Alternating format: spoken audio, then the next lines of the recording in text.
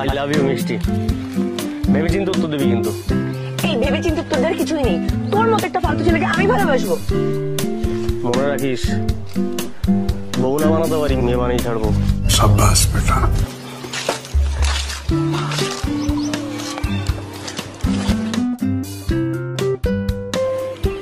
হ্যাঁ ডার্লিং, তুমি খেয়েছো? বাহ, আচ্ছা রাখো, আমার মেয়ে এসছে, একটু শুনি হ্যাঁ কি বলছে। শোন, তুই প্লিজ আমার মাকে ছেড়ে দে। তুই যা বলবি আমি তাই করবো। তোকে আমি খুব ভালোবাসবো, প্লিজ। তোর জন্য আমার বাবার বাবাকে ডিভোর্স দিতে রাজি হয়ে গেছে। প্লিজ আমার মাকে ছেড়ে দে, প্লিজ। তখন বলেছিলাম ভেবে চিন্তে উত্তর দিস।